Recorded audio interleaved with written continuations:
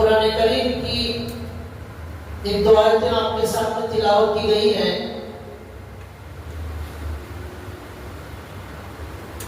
کل قیامت کے دن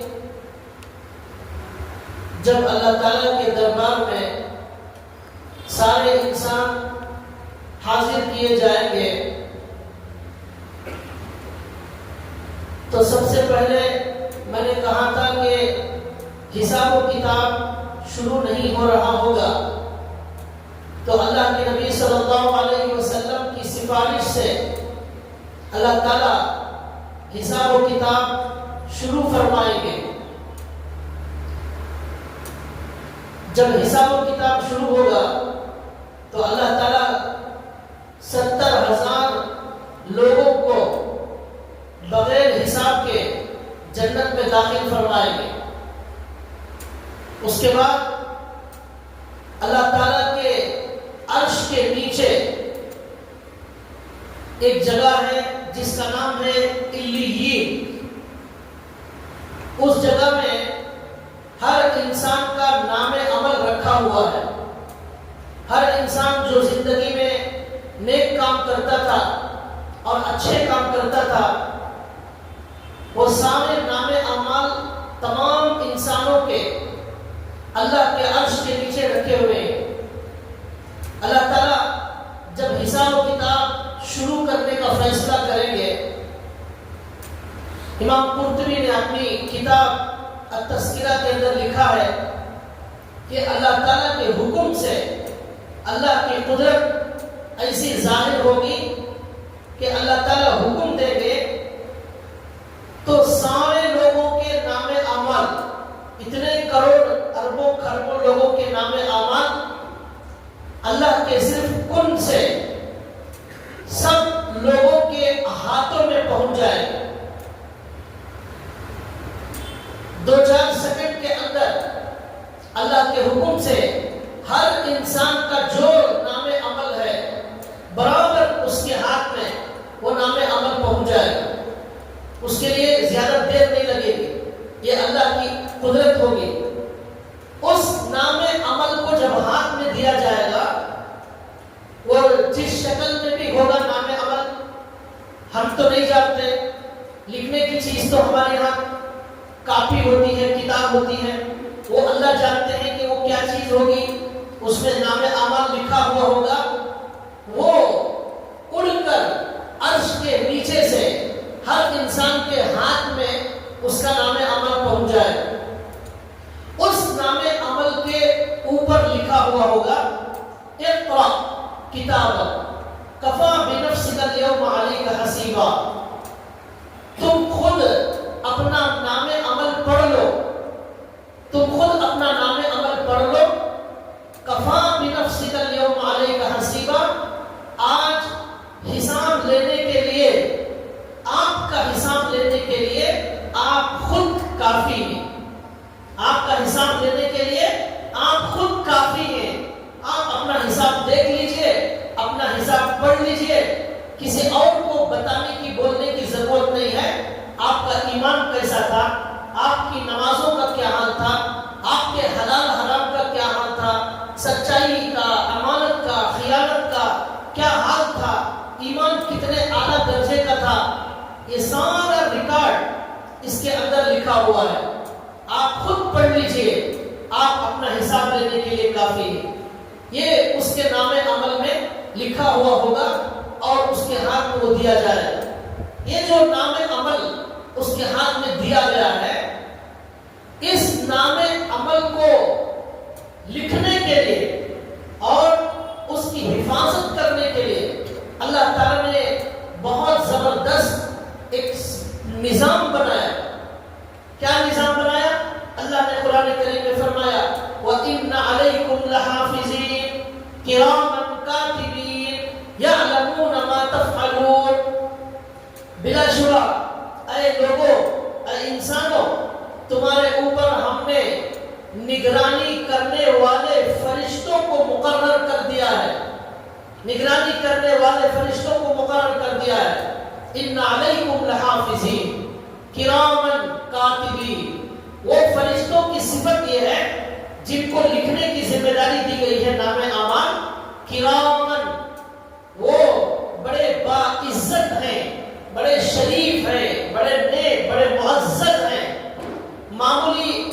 فرشتوں کو یہ ذمہ داری دے دی گئی ہے.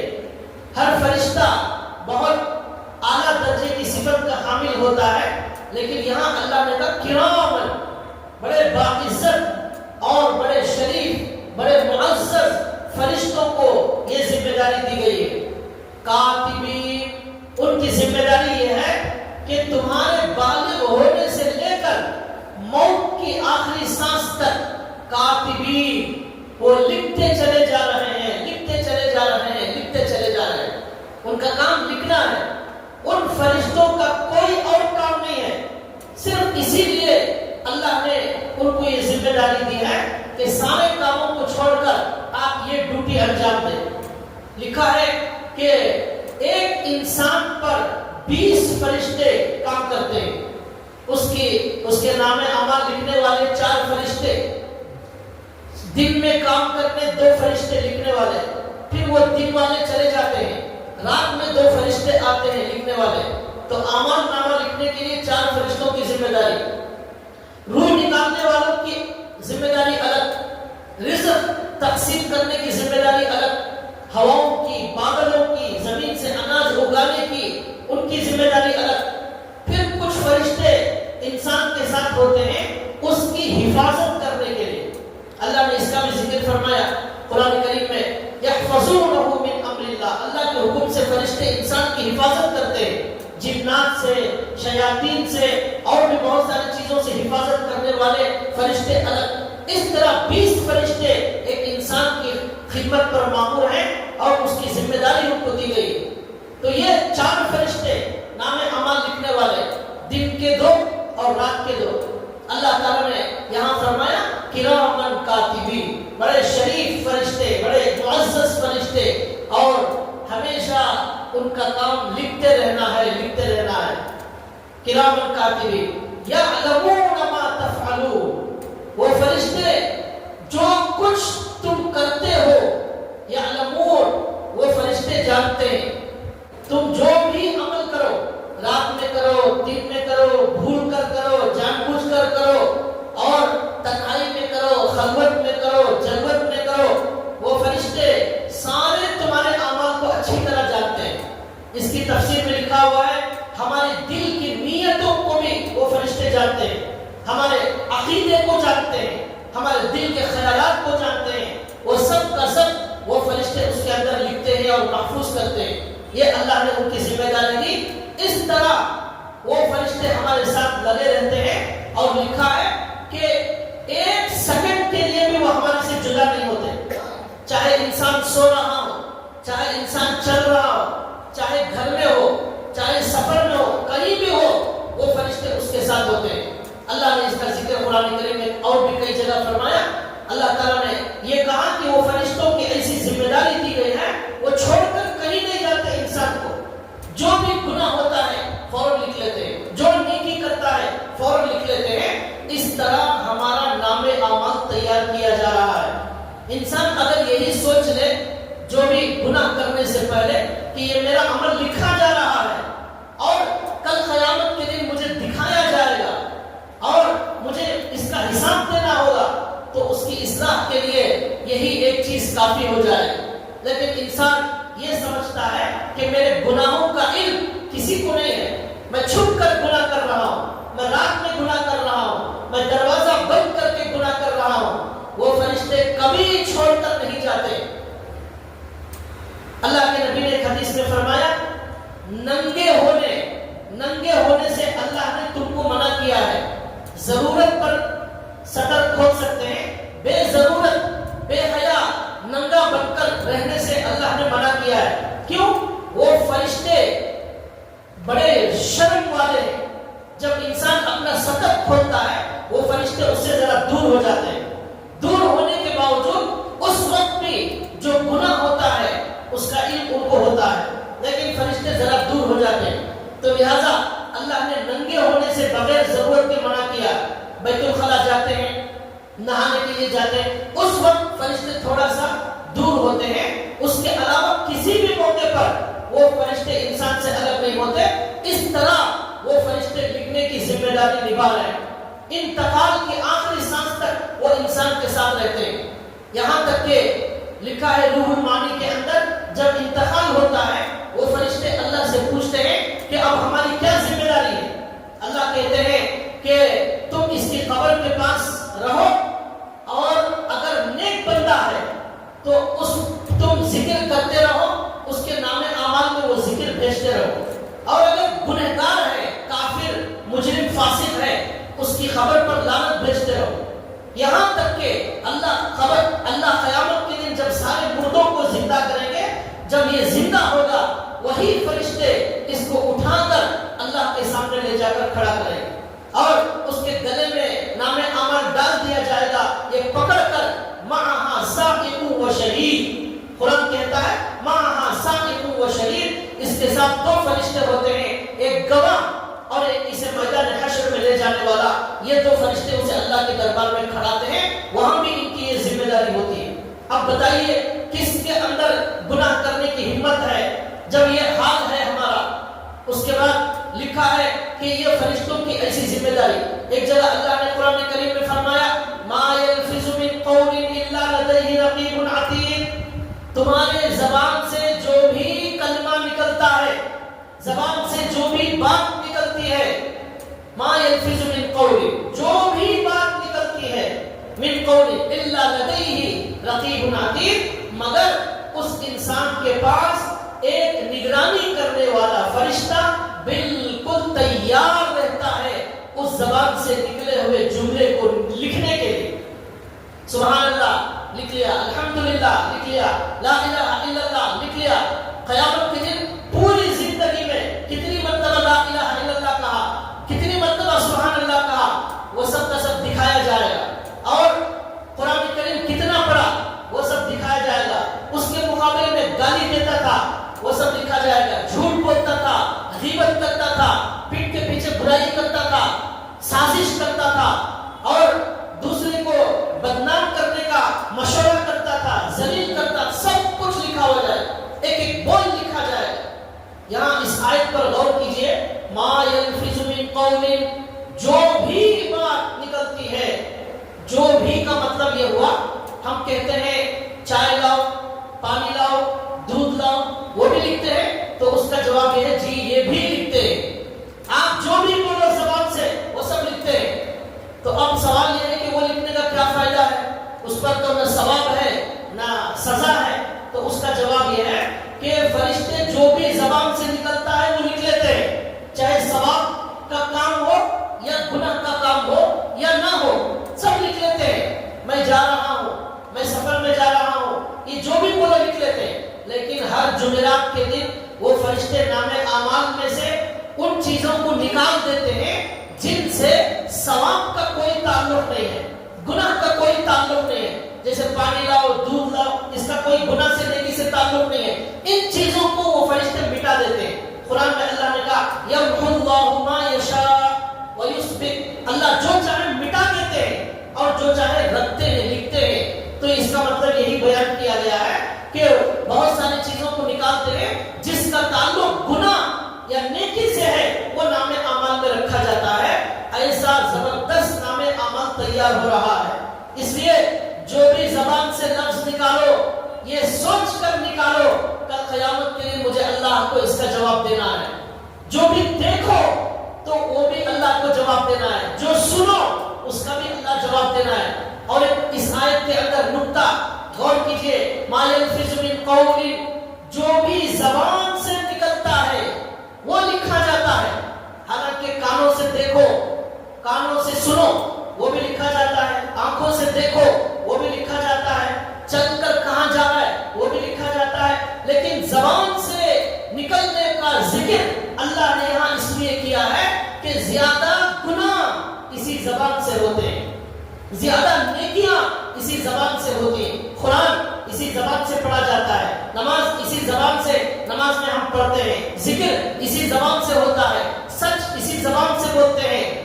لیکن اسی زبان سے گناہ، غیبت، جھوٹ، چغلی، یہ سب چیزیں زبان سے ہوتی ہیں. اس کا خاص ذکر اللہ نے یہاں فرمایا کہ زبان سے جو بھی نکلتا ہے اس کو لکھ لیا جاتا ہے. مطلب کانوں کا گناہ، آنکھ کا گناہ، ہاتھ کا گناہ سب لکھا جاتا ہے، لیکن زبان سے نکلنے کا گناہ زبان سے نکلنے کا یہاں پر خاص طور پر اللہ نے ذکر کیا کہ بتانے کے لیے اللہ کے نبی نے بھی فرمایا کہ بہت سارے لوگ اپنی زبانوں کی وجہ سے جہنم میں جائیں. ما یلفظ من قول الا لدیہ رقیب عتید، آگے الا لدیہ رقیب عتید، جو بھی زبان سے لفظ نکلتا ہے مگر اس کے پاس ایک فرشتہ نگرانی کرنے والا بالکل تیار رہتا ہے.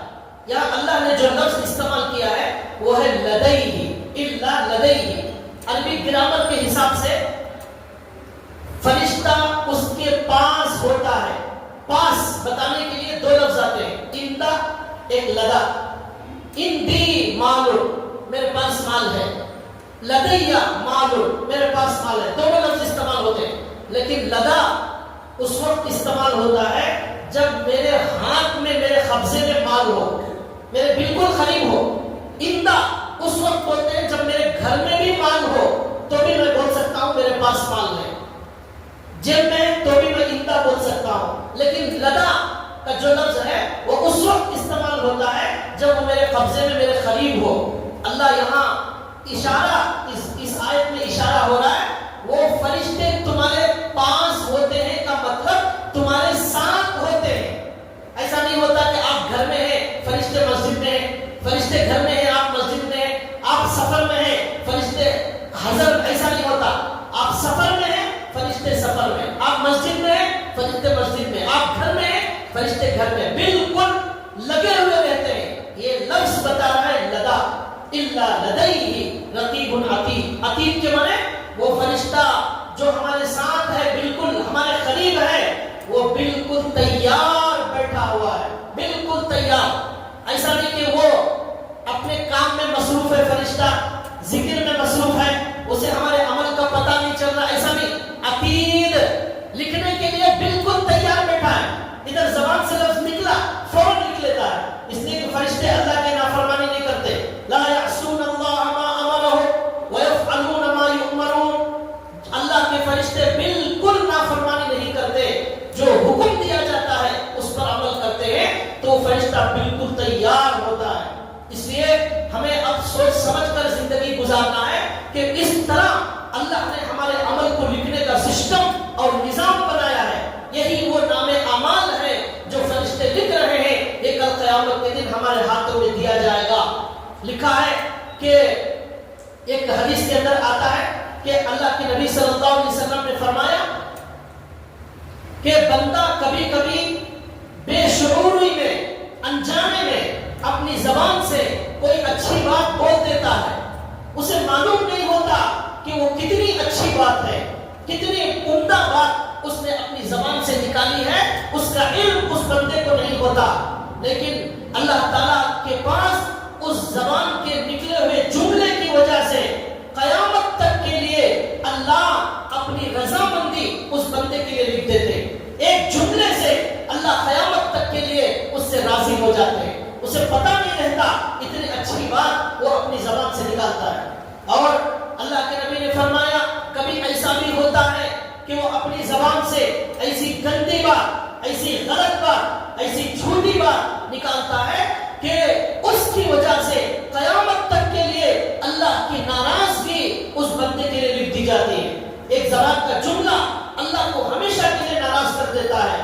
اس لیے اللہ کے نبی نے کہا کہ تمہارے زبان سے جو جملہ نکلتا ہے اسے احتیاط سے نکالو، سوچ سمجھ کر نکالو، کہیں ایسا نہ ہو اللہ قیامت تک کے لیے ہمارے لیے ناراضگی لکھتے اور پھر ہمارا انجام بڑا برا ہو جائے. اس لیے سوچ سمجھ کر زبان سے نکالنا چاہیے. وہ جملہ لکھا جا رہا ہے، وہ جملہ لکھا جا رہا ہے. اور ایک حدیث کے اندر آتا ہے کہ اللہ کے فرشتے، یہ اللہ کے فرشتے بندے کا کوئی عمل لے کر اللہ کے دربار میں جاتے ہیں. اللہ تعالیٰ دیکھتے ہیں اس عمل کو اور پوچھتے ہیں کہ تم نے اس کا کتنا اجر لکھا، کتنا ثواب لکھا. تو فرشتے بتاتے ہیں کہ ہم نے اتنا اجر، اتنا ثواب لکھا ہے. اللہ کہتے ہیں تم صرف اس کے عمل کو دیکھتے ہو، میں اس کے دل کو دیکھتا ہوں. اللہ کہتے ہیں میں اس کے دل کو، اس کی نیت کو، اس کے اخلاص کو دیکھتا ہوں.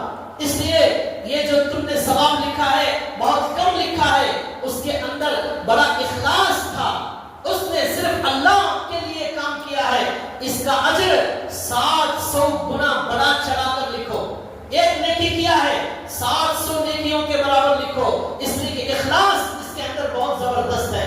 کسی کو خوش کرنا نہیں ہے, صرف اللہ کو راضی کرنے کے لیے کیا, ایسا لکھو. کبھی ایسا ہوتا ہے, حدیث میں آتا ہے کہ فرشتے ایک عمل لکھتے ہیں, اس عمل کو لے کر فرشتے اللہ کے پاس جاتے ہیں. اللہ تعالیٰ کہ وہ فرشتے اس عمل کو معمولی, اس عمل کو اس فرشتے اس عمل کو لے کر جاتے ہیں. اللہ تعالیٰ کہتے ہیں کہ اس عمل کے اندر اخلاص موجود نہیں ہے, اس لیے اس کو سجین جہاں گنہگاروں کے نام اعمال رکھے جاتے ہیں اس عمل کو وہاں رکھ دیا جائے.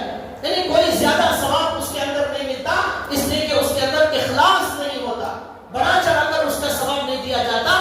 آپ اندازہ کیجئے لکھنے کا جو نظام ہے وہ اس کے اندر کتنی باریکیوں کا خیال کیا گیا ہے اور کیا کیا اہتمام کیا گیا ہے. اخلاص کی وجہ سے ہمارے عمل کے اندر وزن پیدا ہوتا ہے اور اس کے اندر بہت زیادہ ثواب بڑا چڑھا کر دیا جاتا ہے.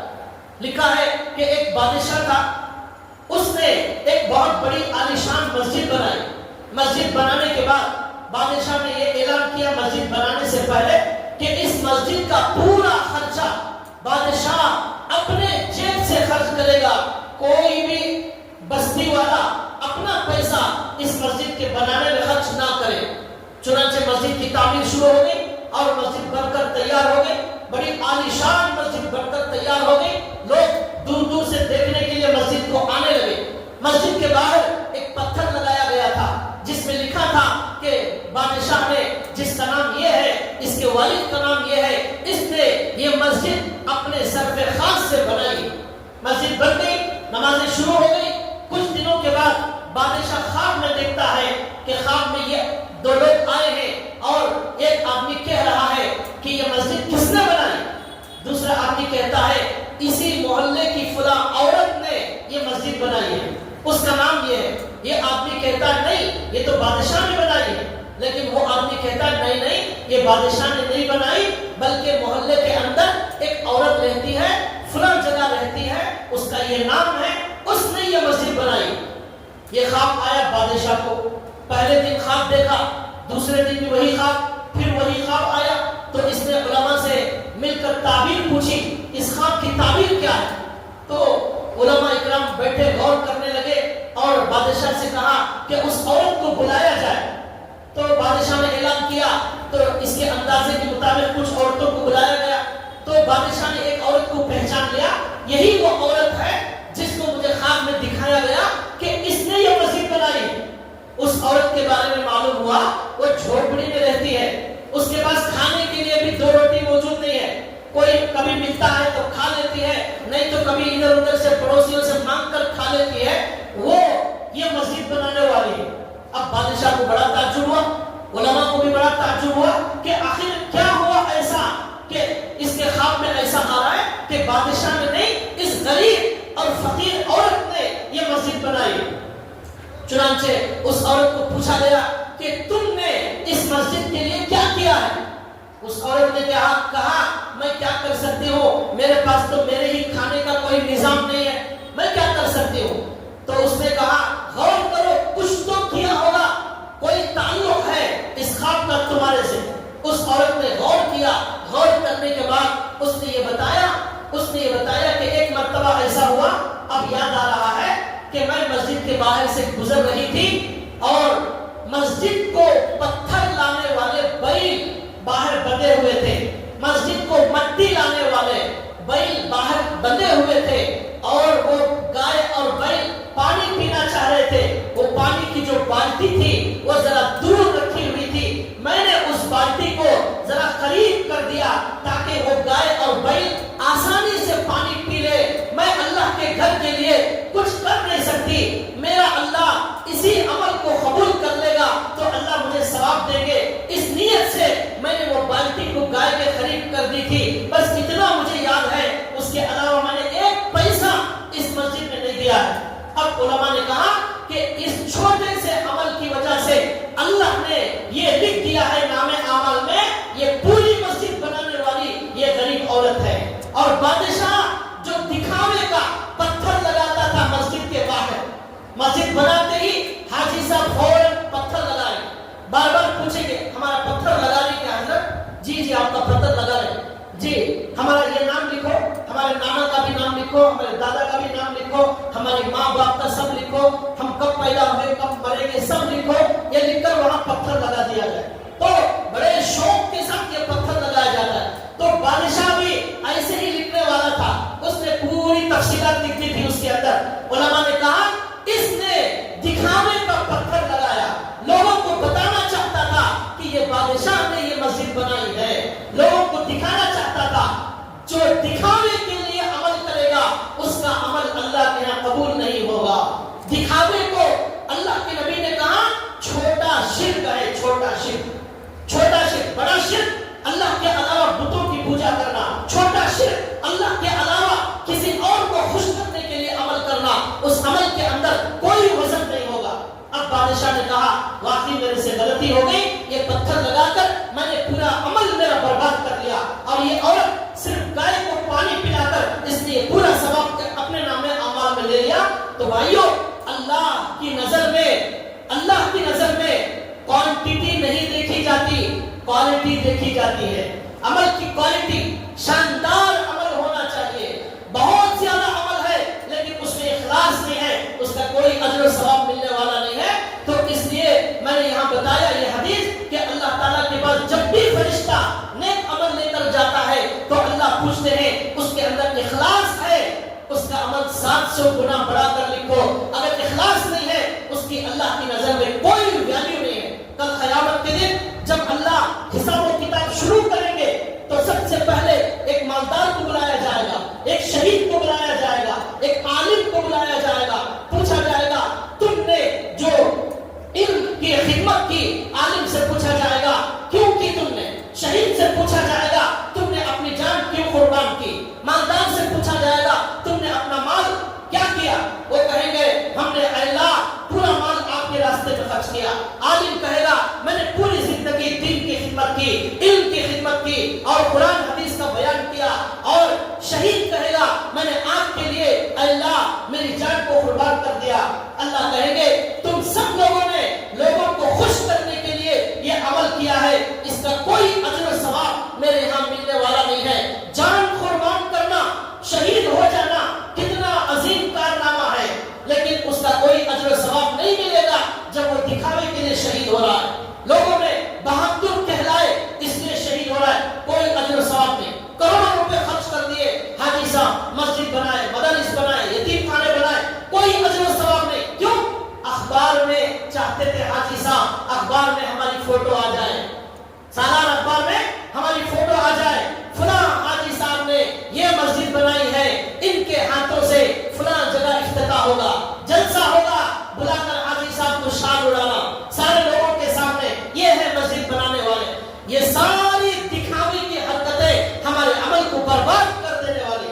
अल्लाह के लिए करने वाला शान की वजह से अपने करोड़ों रुपए को बर्बाद नहीं करता, एक फूल के हार की वजह से लाखों रुपए जाए और बर्बाद हो जाते हैं। एक अखबार में शादी करते हैं, गरीब बच्चों की शादियां, अखबार में आता है फला एमएलए साहब ने, फला मस्जिद की कमेटी वालों ने आज 100 बच्चों की शादियां कर दी और अपने माल से इन गरीबों को जहेज का सामान दिया।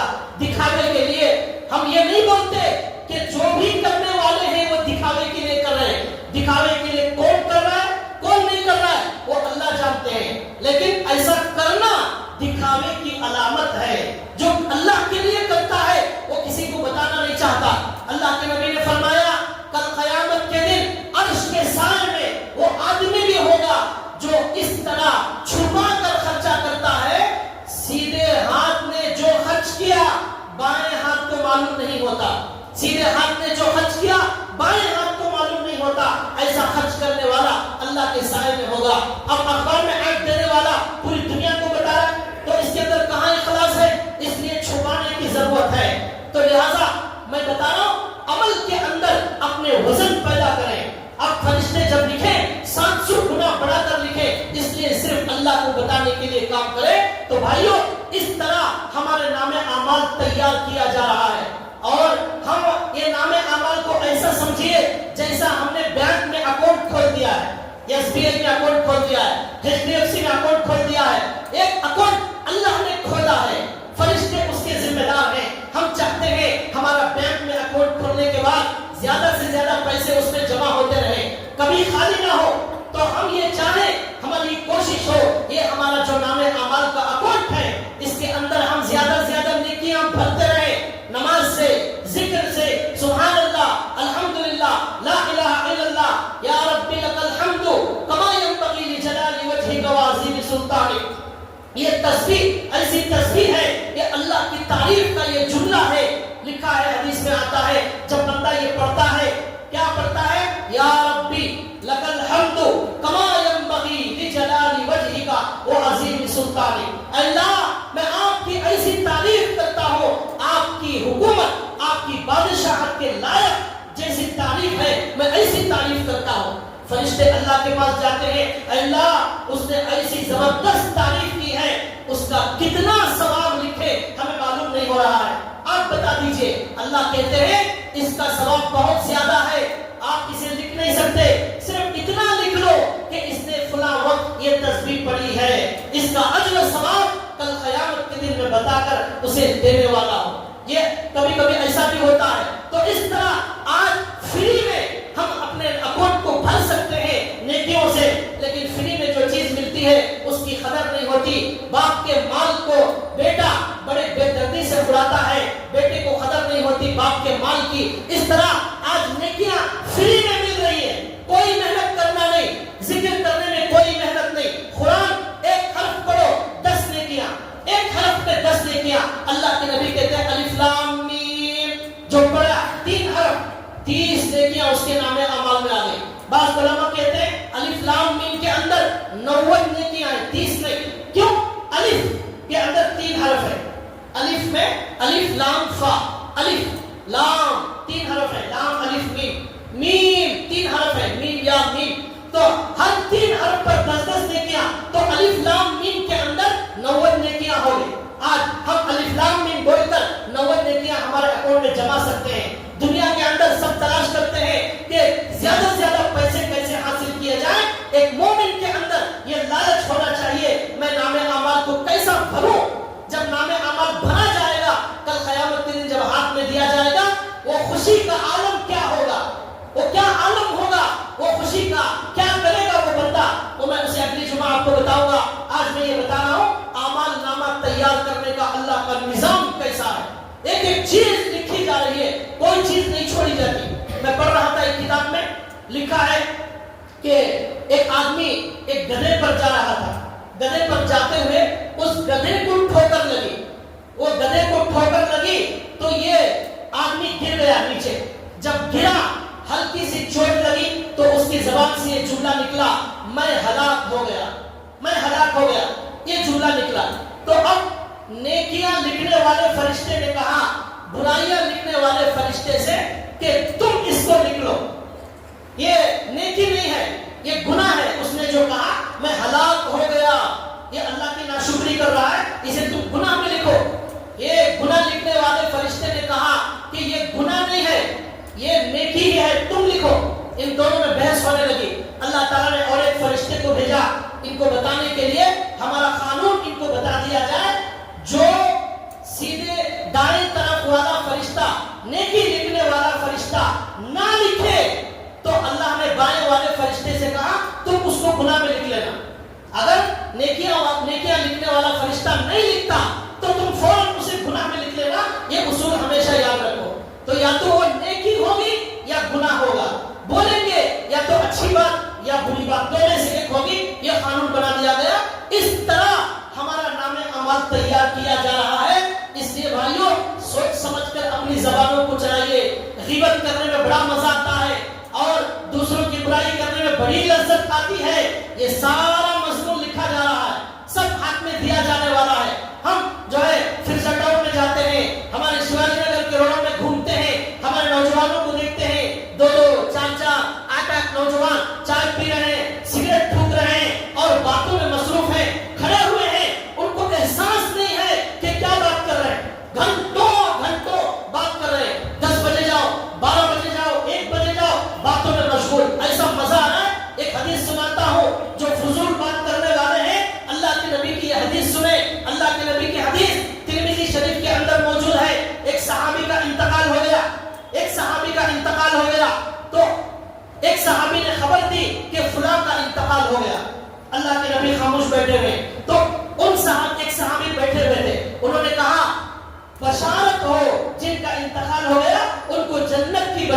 ہو. اللہ کے نبی نے یہ کہا کہ تم نے کیسے جنت کا فیصلہ کر دیا. ہو سکتا ہے جن کا انتقال ہوا ہے انہوں نے اپنی زندگی میں کبھی فضول بات کی ہو, کبھی اپنی زندگی میں فضول بات کی ہو سکتا ہے کبھی انہوں نے بخیلی اور کنجوسی سے کام لیا ہو, اس کی وجہ سے ان کو جنت سے روک دیا گیا. ہو سکتا ہے. تمہیں کیسے معلوم ہوا؟ تم نے کیسے جنت کی خوشخبری سنا دی؟ یہ حدیث ترمذی کے اندر موجود ہے, اس کا مفہوم بتا رہا ہوں. معلوم ہوا صحابی کتنا اونچا مقام ہے, اس کے باوجود ایک مرتبہ فضول گفتگو, اور کے نبی کہتے ہیں ہو سکتا ہے کہ جنت سے روک دیا گیا ہو, تم کیسے خوشخبری دیتے ہو؟ آج ہمارے نوجوانوں کا کیا حال ہے؟ وہ زندگی میں ایک دن میں ایک رات میں کتنی مرتبہ فضول باتیں کرتے ہیں, اس میں گناہ کی کتنی باتیں کرتے ہیں. وہ سب جب لکھا ہوا کل قیامت کے دن ہمارے نام اعمال میں دکھا جائے گا تو وہاں پر سبحان اللہ کہیں نظر نہیں آ رہا ہے, الحمدللہ کہیں کہیں نظر آ رہا ہے, قرآن تو بالکل نظر نہیں آ رہا ہے, گالیاں نظر آ رہی. آج کل نوجوانوں میں عادت کیا ہوگی؟ بات بات پر گالی, یعنی غصے میں ہو یا خوشی میں ہو ہر وقت ان کی زبان سے گندی گندی گالیاں نکل رہی ہیں. دوستوں سے بات کر رہے ہیں گالیوں کے ساتھ بات کر رہے ہیں, فون میں بات کرتے ہیں گالیوں کے ساتھ, گالی میں جا رہے ہیں گالیوں کے ساتھ بات کرتے ہیں, کسی کا نام لے رہے ہیں اسے گالی دے کر بات کر رہے ہیں. گالی دینا ایک عام چیز ہو گئی ہے. اللہ کے نبی نے فرمایا مسلمان کو قتل کرنا کفر ہے, گالی دینا فسق ہے, گالی دینا فسق. لیکن آج ہماری زبانوں پر ایک عام رواج گالی کا ہر وقت ادھر ادھر سننے کو ملتا ہے. شرم آتی ہے ہمیں کہ ہمارے مسلمان بھائی کتنے ایسی گندی حرکتیں کر رہے ہیں. ایسے لوگوں کو یہ یاد رکھنا چاہیے ہماری موت تک ایک سیکنڈ کے لیے بھی وہ فرشتہ ہمارے سے جدا ہونے والا نہیں. اس طرح ہمارا نام عمل لکھا جا رہا ہے. اب اللہ تعالیٰ نے قرآن کریم میں جو آیت میں نے شروع میں پڑھی ہے اس کا ترجمہ کرتا ہوں. اللہ تعالیٰ نے قرآن کریم میں فرمایا جب اس طرح نام اعمال لکھا جا رہا ہے, ایک آیت ہے اللہ نے فرمایا یا ایھا الذین آمنوا لیبلونکم اللہ بشیء من الصید تنالہ ایدیکم ورماحکم لیعلم اللہ من یخافہ بالغیب. یہ ذات الباری کی آیت ہے. اس کے اندر ایک بہت اہم بات ہے, غور کیجئے. اللہ یہاں کہنا چاہتے ہیں صحابہ اکرام, ایک مرتبہ صحابہ اکرام سفر میں جا رہے تھے, اللہ کے نبی کے ساتھ مدینے سے مکہ جا رہے تھے, حج کو یا عمرے کو جا رہے تھے. راستے میں احرام پہنے ہوئے تھے. احرام کی حالت میں شکار کرنا جائز نہیں ہے. اللہ نے یہاں پر منع کیا کہ کوئی احرام پہننے والا شکار نہ کرے, منع ہے. اس کے بعد اللہ یہاں کہتے ہیں لَيَبْلُوَنَّكُمُ اللَّهُ بِشَيْءٍ مِّنَ الصَّيْدِ تَنَالُهُ أَيْدِيكُمْ وَرِمَاحُكُمْ. اللہ یہاں کہتے ہیں اے حاجیوں تم احرام پہن کر جا رہے ہو, اللہ اب تمہارا امتحان لینے والے ہیں. کیا امتحان لینے والے ہیں؟ شکار کا جانور تمہارے سامنے اللہ بھیجنے والے ہیں.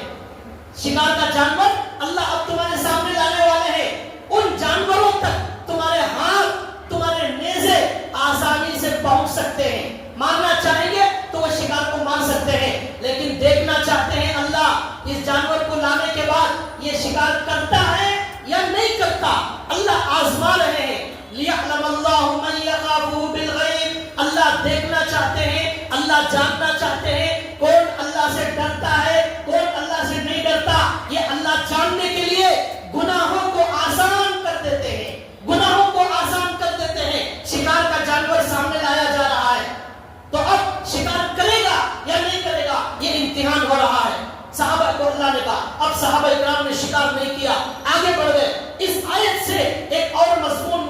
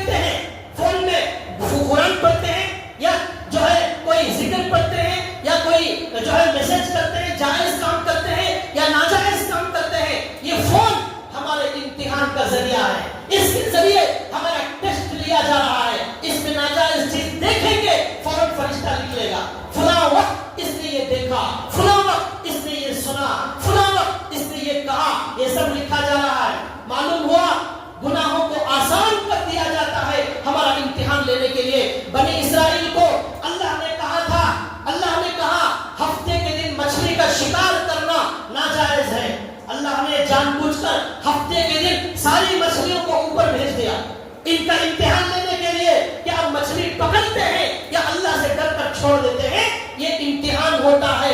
اس لیے بھائیوں، گناہ ہمارے سامنے عورتیں آتی ہیں، ہمارا امتحان ہو رہا ہے، فون میں غلط چیز نظر آتی ہے، ہمارا امتحان ہو رہا ہے، بچ گئے، امتحان میں کامیاب ہو گئے، اور دیکھ لیا تو کل قیامت کے دن ہمارے باپ کو، ہماری ماں کو، ہمارے خاندان کو، ہمارے محلے کو، ساری دنیا کو بتا دیا جائے گا یہ اس نے یہ گناہ کیا، یہ گناہ کیا، یہ گناہ کیا۔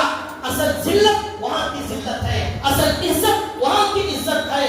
آخری آیت کا ترجمہ کر کے بات ختم کرتا ہوں۔ اللہ نے قرآن کریم میں فرمایا، کیا فرمایا؟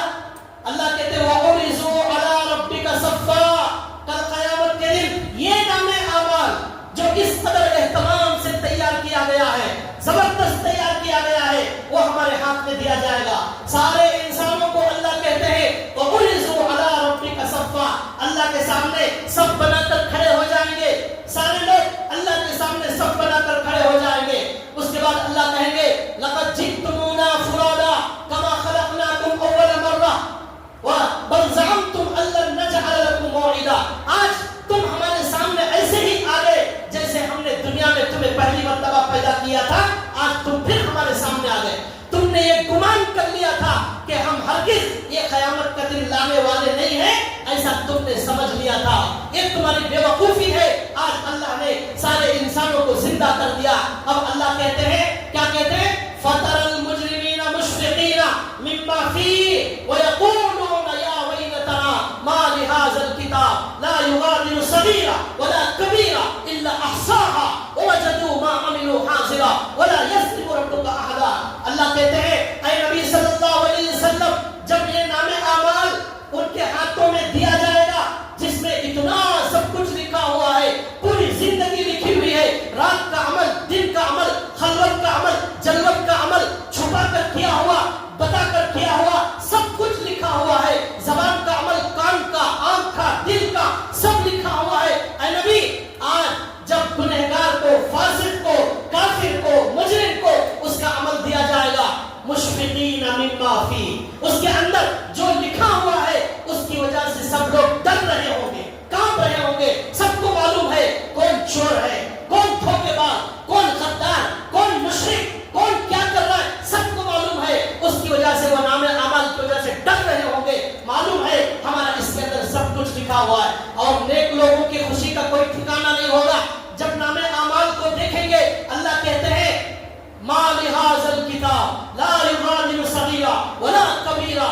إِلَّا أَحْصَاهَا، جب کھول کر پڑھیں گے تو دیکھیں گے اس کے اندر پوری زندگی کے کارنامے لکھے ہوئے ہیں۔ انسان تعجب سے کہے گا کہ کیسا عجیب و غریب نام اعمال ہے جس میں نہ چھوٹا گناہ چھوڑا گیا نہ بڑا گناہ چھوڑا گیا، اس میں سب کچھ لکھا ہوا، کوئی چیز نہیں چھوڑی گئی۔ وَلَا يَظْلِمُ رَبُّكَ أَحَدًا، تمہارا پروردگار، تمہارا اللہ کسی پر ظلم نہیں کرتا، تم جو کرو گے ویسا تمہارے ساتھ معاملہ کیا جائے گا۔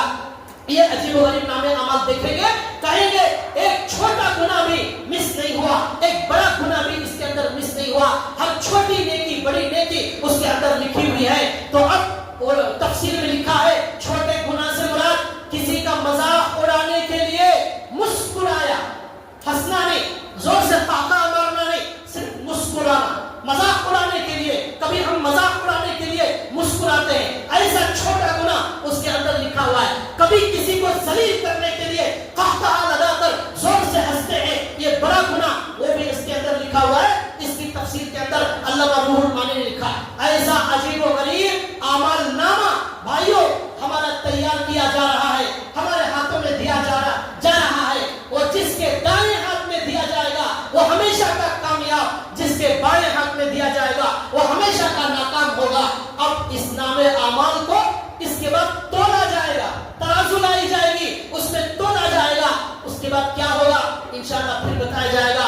اللہ تعالیٰ ہمیں سنی ہوئی بات پر عمل کی توفیق عطا فرمائے، ہمیں اپنے نام اعمال میں زیادہ سے زیادہ نیکیاں جمع کرنے کی توفیق عطا فرمائے۔ وما علینا الا البلاغ۔ اخیر میں